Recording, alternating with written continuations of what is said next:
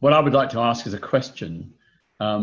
We know that in many parts of the world, some of the many successes in recent years have been through the legal system. So the US Supreme Court just declared that discrimination in employment against LGBT plus people is illegal. India, the courts there declared the ban on same-sex relations to be unlawful. I was just wondering if you could perhaps explain to us what are the avenues and options, the likelihood of any successful legal challenge, because technically under the Polish constitution and indeed under various treaties that Poland has signed, this anti-LGBT crusade is unlawful. So can you give us a take on that? Well, we are not lawyers, so we are not able to answer your question precisely. But what has been happening in Poland in the last 5 years under the Law and Justice government is then that the government managed to consolidate the legal powers under its power. It means that they basically undermined the rules of independent Supreme Court and Constitutional Court. They managed to remove all the independent judges and oppositional judges and put into the court, the Constitutional Court and the Supreme Court, their own judges and their own politicians. So this is the problem, that they have overtaken the Polish legal system. I mean, I am aware of the way in which the judicial system has been nobbled by the ruling party and that many independent judges have been purged. But I'm wondering whether, even despite that, the mere fact of bringing a legal case on constitutional grounds or on treaty grounds, on the grounds of treaties that Poland has signed, whether politically and I suppose ideologically, that would have an impact even if it didn't succeed. I mean, obviously it would be best not to go via the European Union because that's the big bogeyman. It'd be best to fight the case based on Poland's own constitution. That would be the strongest line of legal attack. And as I said, even if the judges ruled against the claim, the fact that you've done it will raise public awareness and provoke a debate, which will hopefully give yourselves and lawyers a platform to make the case that you want to make. Is that viable? Yes, yes, it's very important. Because we have an article in the Polish constitution which prohibits discrimination on any grounds. I mean, yes. this is the legal phrasing, that discrimination is prohibited on any grounds. So there is no specification, because in some legal documents you have specification, you have age, ethnicity, class, you have sexual orientation, but not in the Polish constitution. The discrimination is prohibited on any grounds. But of course, as we mentioned before, the Polish government is not respecting the constitution. They use only these elements of the constitution which are useful for them, for their political agenda, and ignore those elements of the constitution who counter their agenda. But has there been any attempt to fight a constitutional case to challenge the government? Has any group tried to actually bring a constitutional challenge? I mean, not as one big legal suit. No, there are constant, again, we are not lawyers, and probably lawyers would be better to answer your question, but there is a constant struggle going on in Poland in the sphere of law. Because you have lawyers who defend the constitution, you have lawyers who are very active against the current government, and the current government fighting with their lawyers, the oppositional lawyers. So there is a legal war happening in Poland on many grounds, and it is very visible and is well covered by the free media.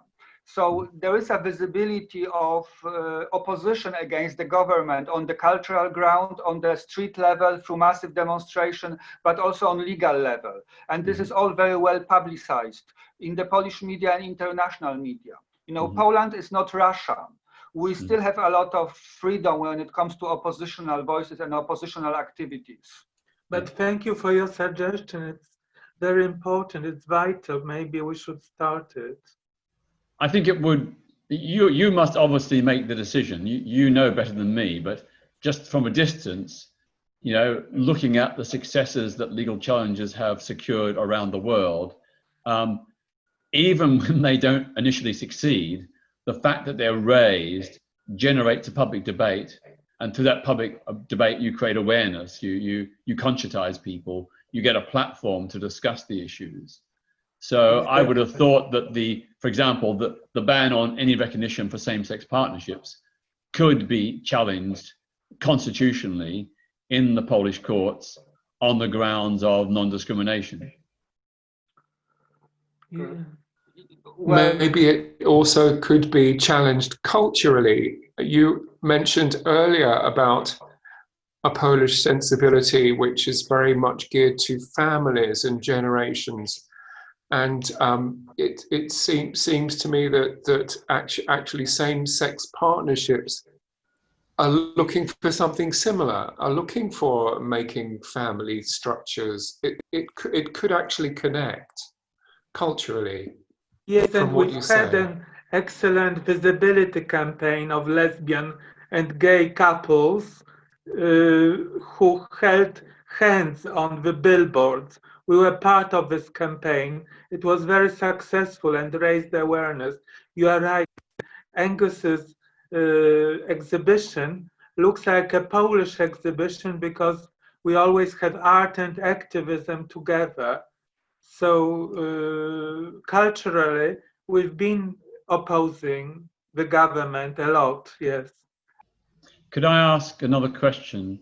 Do you think there would be any value in a targeted campaign of boycott, sanctions, and disinvestment targeted at the Polish ruling party and its leaders?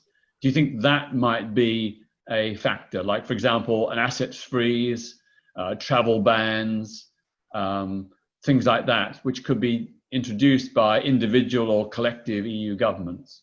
Well, it already happened in Britain. A couple of Polish politicians were not allowed to enter Britain because of their racist opinions. Mm-hmm. So it already happened. So and yes, of course, it is very important because the government is afraid of two things. They are afraid of the massive demonstrations that are happening on Polish streets, and they are afraid of negative publicity abroad. Can I ask you, do Polish leaders or those involved in the ruling party have particular financial interests that could be targeted, like particular companies or firms, particular investments? We don't know. We can't answer these questions. We don't know. We don't know. Okay. What do you suspect, Peter? Well, I've read quite a number of reports that some of the leading party officials and government officials have quite extensive business interests. And maybe those business interests, if true, could be targeted. That would hit them in the pocket. Yes, this would work definitely, but we don't know about this. Is there any chance you could perhaps find out? The leading newspaper, Gazeta Wyborcza, is all the time investigating the cases of corruption, and there are many now during the pandemic. Jarosław Kaczyński, the twin brother, who is in charge of the party, he has financial interest in some international corporations, but we don't remember it. And also during the pandemic, the Ministry of Health bought respirators which never arrived, and they are bought from a Pakistani middleman. So there are many cases like that, yes. So the government is very shady on the financial side as well. But what impresses me is how you feel that activism can go straight for the jugular, and that we need to see the big move, whether that's a challenge to the government on constitutional grounds or a campaign to hurt people in their foreign financial interests, things that we can do collectively from this country. And that's a shake to my thinking. You make me think like I'm just got a kind of rather small horizons compared to that, where you could really hurt a government. And so I'm impressed by that way of thinking that's very decisive and big scale. And I wondered if you could give us an example in this issue of how that kind of strategy has worked that you've been involved in? Well, a good example would be the Stop Murder Music campaign, pioneered and organized by Outrage about 10 to 20 years ago. This was in response to an appeal from the Jamaican LGBT plus group, JFLAG, that groups around the world did something to call out 8 Jamaican reggae and dancehall singers that were putting out tracks to actually incite the murder of LGBT plus people. And this was happening with total impunity. JFLAG itself was very limited in its resources and connections, and was very fearful of the consequences if it took the lead. So an appeal was sent out. Outrage was the only group anywhere in the world to respond, and we said, yes, we will do it. So we did it at their behest. We set up a global movement to target those singers. The first step was to ask them to cease and desist their incitements to murder. When that didn't work, we began a campaign of organizing the cancellations of their concerts.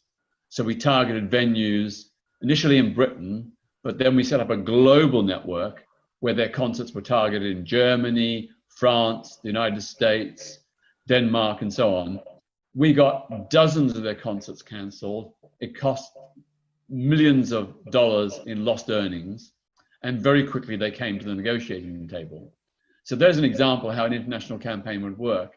I think what's needed here is a similar sort of, if you like, global coordinating body or group of people, or even just one person for that matter, who can set out the agenda of what needs to be done and then feed that out to groups all over the world where they can do local actions in their own city, in their own country.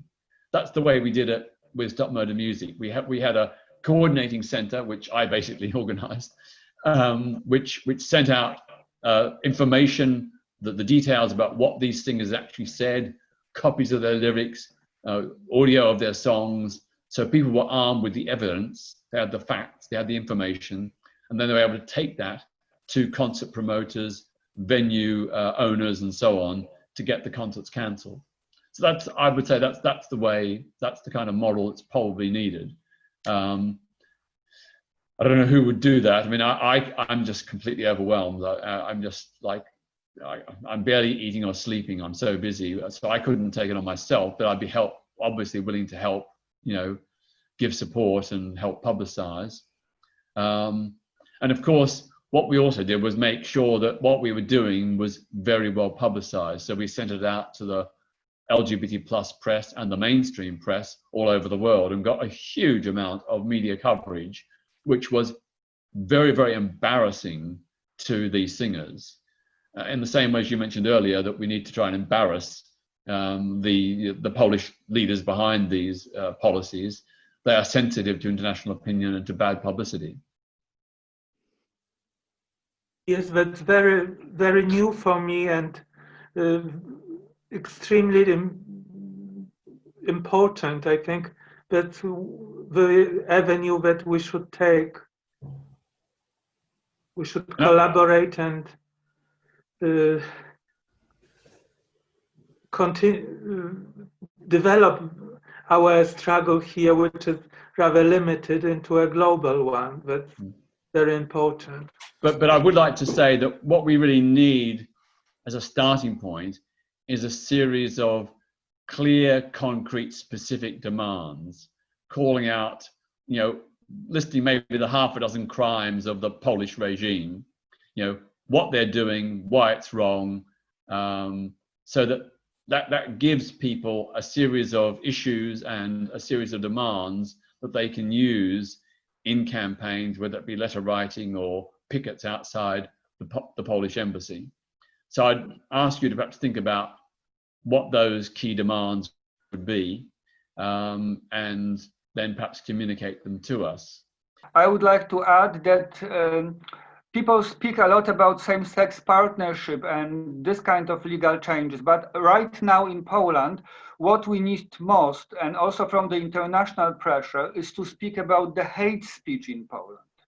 because we are dealing here with cases of hate speech. All of it is just a case of one big case of the governmental hate speech.